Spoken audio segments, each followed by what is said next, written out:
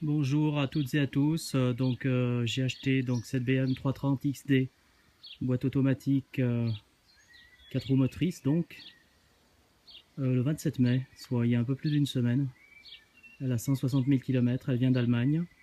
Elle est magnifique, elle a toutes les options du catalogue, mis à part le Distronic. Voilà, c'est une bombe atomique. Elle est super, elle consomme pas démesurément. Je suis amoureux d'elle.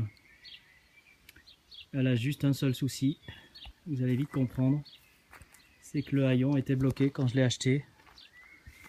Et je sais pas comment je me suis débrouillé, mais enfin j'ai réussi. J'ai réussi donc à le démonter. J'ai réussi à le démonter, donc ça venait du contacteur. Le contacteur, c'est cette pièce qui est par ici, qui est toute défoncée. J'ai dû l'arracher. J'ai dû donc l'arracher de force parce que elle était toute oxydée.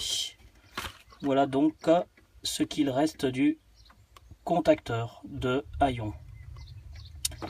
Donc il m'en a coûté 51 €. Ensuite, quand j'ai effectivement réussi à l'enlever, il fallait enlever cette pièce dessous, hein, qui est la serrure de haillon, qui va comme ceci. Et je pense que les précédents propriétaires ont dû forcer dessus. Donc elle s'est cassée, elle s'est rompue à ce niveau, hein, quand je l'ai enlevée. Donc je suis allé l'acheter aujourd'hui. Nous sommes le 4 juin.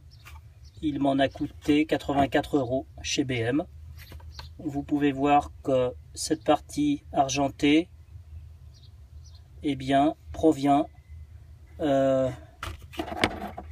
du contacteur.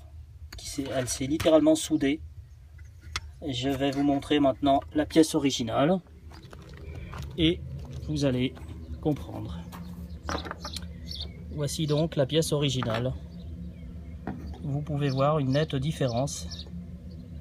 Par conséquent, on voit bien que une partie du contacteur qui est là, que j'ai acheté, la partie chromée au centre, est restée littéralement soudée sur l'axe, ce qui a eu pour effet d'empêcher l'essuie-glace de tourner. On voit bien ici que c'est parfait, ça fonctionne, donc il n'y a pas de souci. Cependant, avec l'humidité, chacun sait que ça va gripper très très vite. Par conséquent, je propose ce tuto donc pour meuler à peine, très légèrement à ce niveau, et donc bourré de graisse, n'est-ce pas, afin d'éviter que ça grippe et que la lunette arrière ne se coince et que l'essuie-glace arrière ne devienne dysfonctionnelle. Voilà, donc je vous retrouve dans quelques minutes pour meuler cette pièce.